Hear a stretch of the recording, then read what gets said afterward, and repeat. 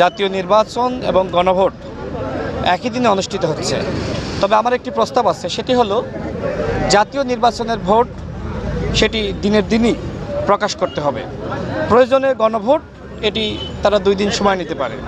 তবে সরকারের যদি সদিচ্ছা থাকে বা নির্বাচন কমিশন যদি কাজ করে, সেক্ষেত্রে আমার কাছে মনে হয় যে দিনের দিন সম্ভব।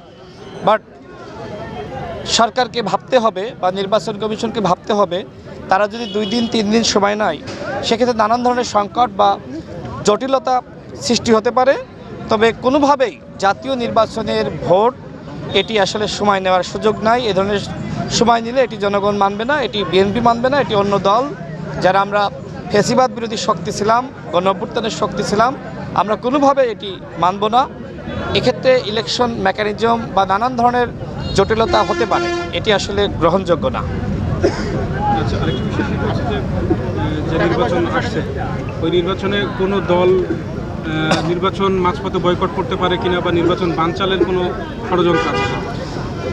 দেখেন, ইতিমধ্যে আমি যেটি জানতে পেরেছি, ঝিনাইদহ 4 আসনে যারা প্রার্থী হয়েছে, আপনি খোঁজ নিয়ে দেখেন যে আমার ফেস্টুনগুলো ছিঁড়ে ফেলা হচ্ছে। যারা স্বতন্ত্র প্রার্থী, যারা জামাতের বা অন্য দলের প্রার্থী রয়েছে, কারোর ফেস্টুন ছাড়া হচ্ছে না, না আমার ফেস্টুনগুলো ছিঁড়ে ফেলা হচ্ছে। এবং এ ধরনের অভিযোগ শোনা যাচ্ছে যে মানে অস্ত্র সংগ্রহ করা হয়েছে, নির্বাচনের 2-3 দিন আগে এক ধরনের সন্ত্রাস করা হবে, ভয় দেখানো হবে, এই অভিযোগ রয়েছে। এছাড়া কালো টাকার খেলা, জনগণকে বা যারা নেতৃত্ব পর্যায়ে রয়েছে তাদেরকে টাকা দিয়ে কিনে ফেলা হবে, এই ধরনের অভিযোগগুলো আমি পাচ্ছি। আমি প্রশাসনকে বলবো এই বিষয়গুলো আপনারা খতিয়ে দেখেন। আর নির্বাচন বানচালের সুযোগ নাই। কেউ যদি নির্বাচন না করতে চায়, সেটি আসলে সেই দল আলোচনা করে সিদ্ধান্ত নিতে পারত। যেহেতু আমরা নির্বাচনে অংশ নিয়েছি, সবাইকে নির্বাচনের শেষ পর্যন্ত থাকতে হবে।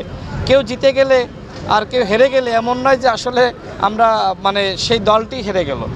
এই নির্বাচন একটি গণতান্ত্রিক প্রক্রিয়ায়, এই গণতান্ত্রিক প্রক্রিয়ায় কেউ হয়তো বিজয়ী হবে, কেউ সেকেন্ড হবে, বাট সবাইকে মিলেই কিন্তু এই রাষ্ট্র চালাতে হবে।